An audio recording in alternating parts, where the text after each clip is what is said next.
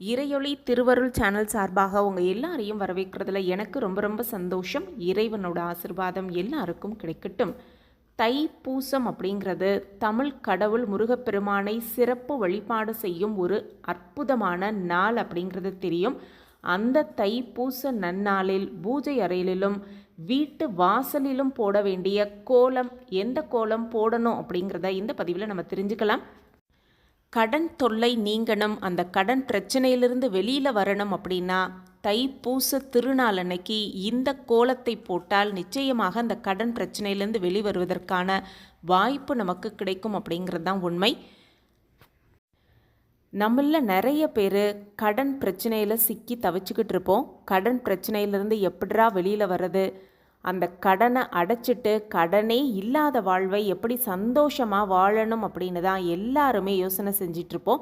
சில பேர் தேவைக்கு கடன் வாங்குவாங்க, சில பேர் தேவைக்கு அதிகமாக வீண் விரைய செலவு செய்வதற்காக கடன் வாங்குவாங்க. அப்படி எப்படி வாங்கினாலும் பரவாயில்ல, அந்த கடன் பிரச்சனையிலேருந்து முற்றிலுமாக வெளிவந்து கடல் அளவு கடன் பிரச்சனை இருந்தாலும் அது கடுகளவாக மாறணும் அப்படின்னா இந்த ஒரு அற்புதமான தைப்பூச நன்னாளை நம்ம தவற விடாமல் அதை பயன்படுத்தி கொள்ளணும்.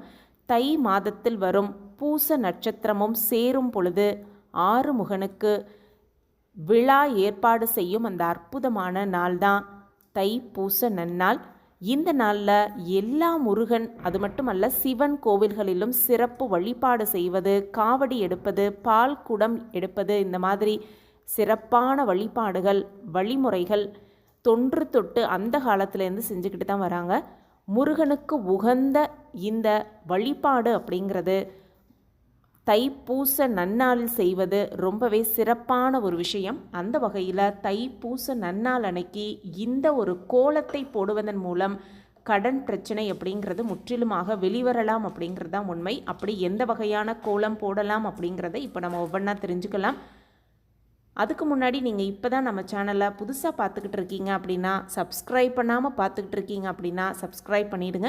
அப்படியே பக்கத்தில் இருக்க பெல் ஐக்கானையும் கிளிக் பண்ணிட்டீங்கன்னா எப்பப்பெல்லாம் பயனுள்ள பதிவு போடுறோமோ அப்போது உங்களுக்கு நோட்டிஃபிகேஷன் வரும். நீங்கள் எந்த ஒரு வீடியோவையும் மிஸ் பண்ணாமல் பார்க்குறதுக்கான வாய்ப்பாக அது இருக்கும். அதனால் சப்ஸ்கிரைப் பண்ணிடுங்க.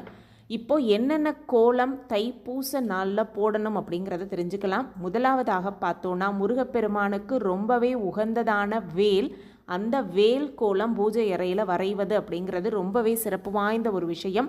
வீட்டு பூஜை அறையில் அழகான ஒரு முருகப்பெருமானின் வேலை வரைந்து அதை சுற்றிலும் தாமரை மலர்கள் வரைந்து அலங்காரம் செய்யலாம். அப்படி இல்லைங்கிற பட்சத்தில் நடுவில் ஒரு தாமரை வரைந்து அதை சுற்றிலும் 6 வேல்களை வரையலாம். இந்த மாதிரி வரைவதன் மூலம் முருகப்பெருமான் 6 குழந்தைகளாக தவழும் பொழுது அந்த 6 குழந்தைகளையும் 6 தாமரை மலர்கள் மீது படைத்தார் அப்படிங்கிறது கதை. அதனால் இந்த கோலத்தை பூஜை அறையில் போடுவது அப்படிங்கிறது மிக சிறப்பான பலனை பெற்றுக் கொடுக்கும்.